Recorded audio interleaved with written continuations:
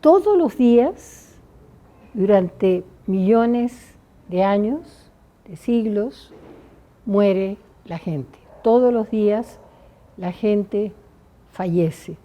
Sin embargo, negamos mucho la muerte por un mecanismo de defensa y pensamos eso le va a pasar al otro.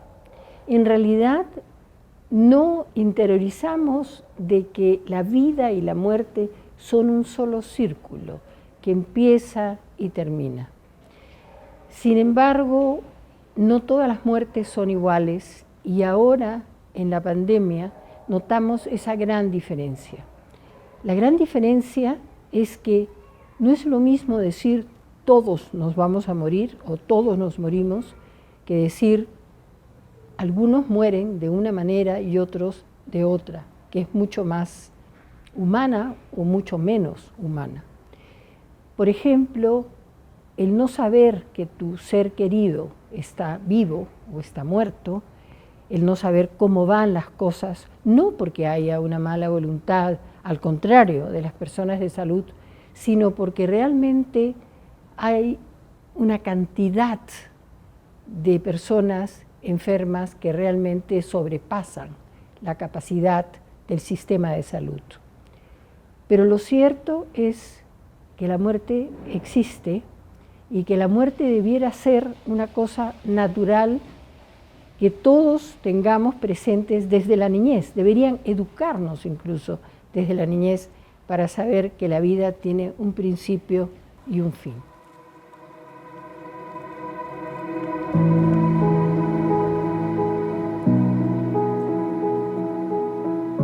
Cuando hablamos entonces de la muerte, decimos, ¿qué es morir bien? Morir bien es cerrar un círculo cuando una persona ya tiene cierta edad, cuando ha hecho algunos logros, cuando ha vivido la vida acompañada de sus parientes, etc. Sin embargo, cuando son muertes súbitas, cuando son muertes absurdas como las que nos hemos enterado de Los Olivos, por ejemplo, de esta discoteca, nos rebelamos ante ellas, porque no deberían producirse. Para entender la muerte, para sentirla de alguna manera como parte de nuestras vidas, los manuales, los libros, etcétera, nos pueden ayudar de alguna manera. De alguna manera leer sobre ellos, sobre lo que otros han experimentado, también es parte de ese bagaje que todos tenemos que tener, que comprende la vida y la muerte en un balance. Sin embargo, es la propia experimentación de la muerte, es decir, estar frente a la muerte de un ser querido, lo que nos hace comprender las diferencias que puede haber. Y yo quisiera, si me lo permiten, hablar de dos experiencias personales sobre la muerte. Una de ellas, la de mis padres, murieron casi centenarios, habían cumplido toda una misión en su vida, pudimos acompañarlos, sabíamos más o menos cuál era ya el camino hacia el fin. Es más, pudimos decidir en familia si queríamos o no prolongar artificialmente la vida de nuestra madre. Y por supuesto que decidimos no prolongarla artificialmente. Eso es lo que yo llamo casi una muerte natural. No quiero decir que no exista el dolor, que no exista la incertidumbre, y sobre todo lo que existe es cuando se van a hacernos algunas preguntas. ¿Qué más pudimos hacer? ¿Por qué no hicimos esto? ¿Pude haber hecho tal cosa en lugar de otra?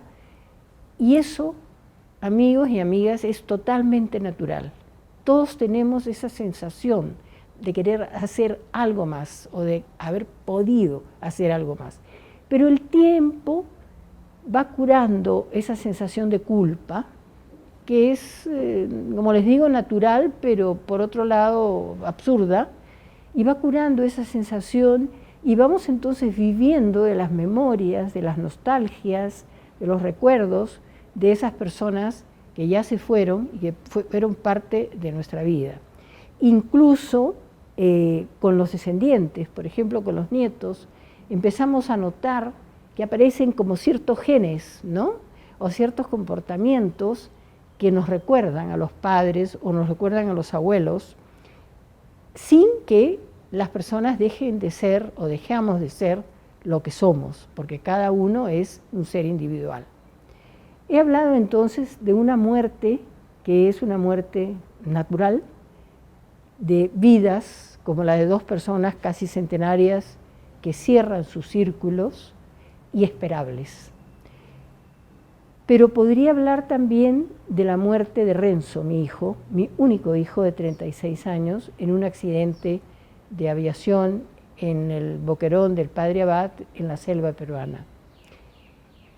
La diferencia es abismal. No saber si estaba vivo, no saber si estaba muerto, porque fueron 7 días de búsqueda incesante gracias a los rescatistas que encontraron los cuerpos. Cuando pienso en la pandemia y en la muerte de personas, sobre todo jóvenes, o en estos muchachos y muchachas que han muerto en el bar de Los Olivos, mi dolor es mucho más parecido al de ellos. No porque mi hijo estuviera quebrando una norma o una ley, estaba trabajando, pero sí porque el dolor de perder a una persona joven con una vida que se prolonga todavía o se podría prolongar es mucho mayor. Entonces, los duelos son diferentes. Cuando una persona pierde a sus padres ancianos, o pierde a personas queridas, o amigos, o a parejas incluso, no estoy negando que no haya sufrimiento, pero deberíamos tomarlo como algo que es natural en ese círculo de la vida y la muerte que todos vamos a tener que pasar. Lo que sí tenemos hoy día es una realidad que es la muerte por la pandemia y cómo estamos manejando eso con los seres que pierden de manera abrupta casi a sus seres queridos. Hay brigadas de apoyo, Cedro también es una de las entidades que está ayudando a las personas en duelo, pero sabemos que es sumamente difícil y triste e inesperado que estas personas mueran de manera muchas veces súbita o con la impotencia de sus familiares de no poder hacer más en ese caso porque no hay lo suficiente para atenderlos. No hay cosa mejor ante una pérdida, ante las pérdidas, por ejemplo, que yo les he nombrado, sobre todo la de mi hijo, que darse a los demás. Primero, buscar ayuda. Hay que buscar ayuda, hay que conversar, hay que compartir el dolor que uno tiene. Pero el darse a los demás, el hacer otras cosas por otros que están sufriendo igual o a veces peor, es muy importante. Y también no dejar de pensar que uno es valioso. Una persona es valiosa más allá de la pérdida y de la muerte del ser más querido que puede ser un hijo o un padre o un hermano. Entonces, en esa vida valiosa hay que prolongarse, hay que ofrecer lo que uno pueda ofrecer. Yo recuerdo cuando muere Renzo, estar dando a los 4 días de su entierro clases en la universidad. Y era como si una lluvia fresca cayese y me quitase por momentos el dolor. También recuerdo con muchísimo agradecimiento a los amigos y a las amigas que en el Perú, en el extranjero, fueron un soporte maravilloso, incluso ayudándonos a hacer trámites engorrosos.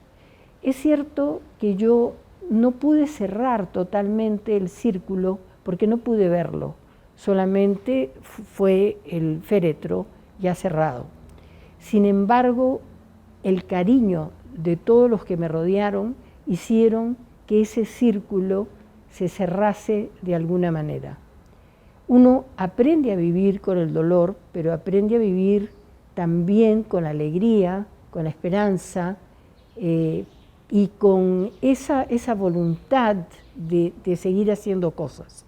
Es muy difícil decirle a la gente cómo hacer el duelo. Yo creo que cada persona tiene su tiempo. Yo nunca voy a olvidar a un queridísimo amigo cuya madre murió y él adoraba a su madre.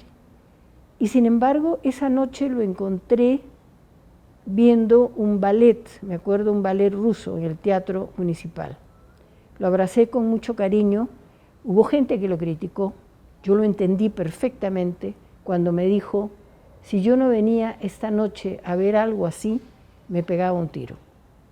Entonces, cada persona tiene sus caminos, sus formas, y lo peor que podemos hacer es juzgar cómo las personas responden ante el dolor.